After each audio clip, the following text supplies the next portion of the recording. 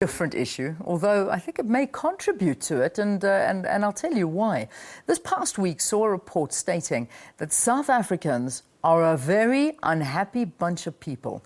The analysis reported on the increase in the use of antidepressants that South Africans use in order to keep happy. South African Depression and Anxiety Group said that 3 in 1, or 1 in 3, we should say, South Africans has a mental illness. Well, joining us now in studio is Cassy Chamber from the South African Depression and Anxiety Group. It's so good to have you. Welcome to the program. Thank you very much for having me. Okay. Is that fair to say that we're an unhappy nation just because of something like this? No, not necessarily. I think when you're looking at the stats and the information, we know that 1 in 3 South Africans do or will have a mental illness. So it's a large population that are suffering from this every single day. There's also a large population that aren't getting treatment for it. So yes, there's a lot of people suffering from depression, and we want to encourage them to get help. Yeah. Okay, so, I mean, depression is how do you define depression? Depression, and what often we tell a lot of our callers when they call in, because they don't know if they have depression, does my loved one have depression, what do I do?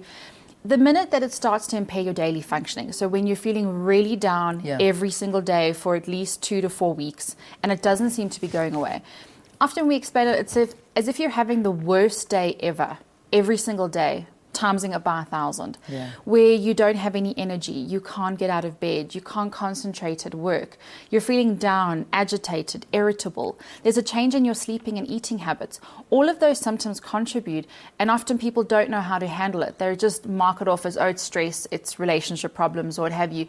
But when it starts to impair your daily functioning, when you can't work, you don't want to be around loved ones, then it's important that you get help. Yeah. Now, we talk about depression. Is anxiety and depression, are they linked? Is it almost the same thing, or are they completely different things? Well, they're 2 different illnesses or issues, but they are very comorbid. So often people living with depression may also have symptoms of anxiety.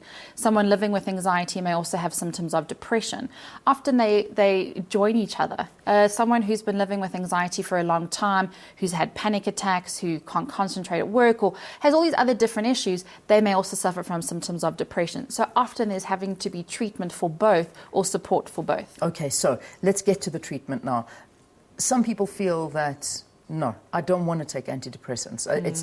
It's not who I am. I'm going to get addicted to them. I'm never going to get off them.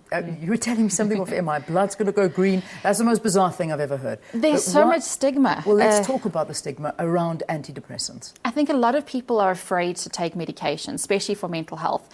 Mental health in South Africa is already a taboo topic. We're having to speak a lot about awareness about depression. Now having to talk to people about taking medication, they get very nervous. And I think you have to look at it, depression is a real medical illness. Just like diabetes, hypertension or cancer, you have to take treatment. So for example, if you have diabetes and the doctor says, here's insulin, you take it.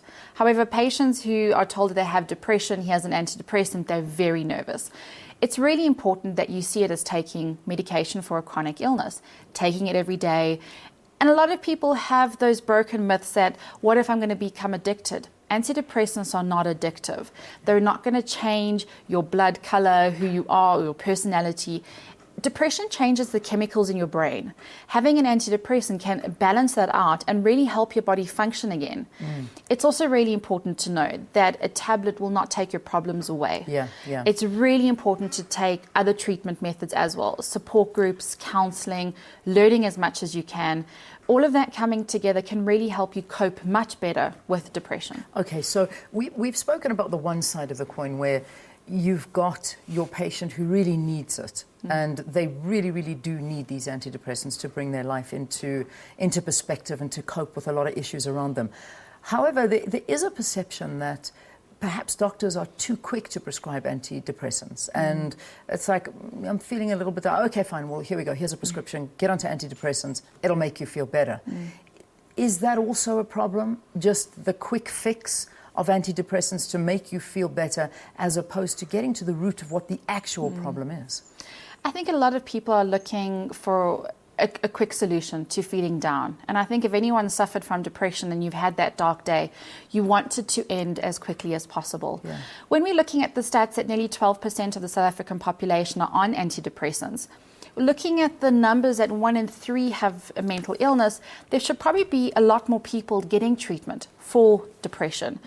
When we're looking at working closely with GPs and psychiatrists, we're trying to work more closely with them to make sure that patients are getting properly screened and getting the right treatment. SADAG has just launched now a new journal, which is called Making Mental Health Matter, just for GPs and psychiatrists to work closely with them to what symptoms to look out for, how to diagnose. And I think over the last 10 years, where doctors are becoming more informed, they're seeing more patients coming out forward, they're diagnosing and prescribing antidepressants and treating depression more regularly, which is also not seen as a bad thing, because where SADAG is looking at it is, yes, there's a lot of scripts going out for antidepressants, but there's still a lot of people who are not getting treatment, and that's the group that we're concerned about. Depression is the leading cause of suicide, and it's really important that if undiagnosed or untreated depression is a very high risk for suicide. So we need to speak to those people, and if they have any of those symptoms, go to the website, do a self-rating scale, speak to your doctor. It's more important to get treatment than to wait until it's too late. Okay, so SADAG, let's just give the details out again. It's SADAG. It's a toll-free number, so they can call us on 0800 21 22 23. 2223. Or go to our website. It's www.sadag.org. And if they don't have enough airtime to call us, they can SMS us and we'll call them back on 31393.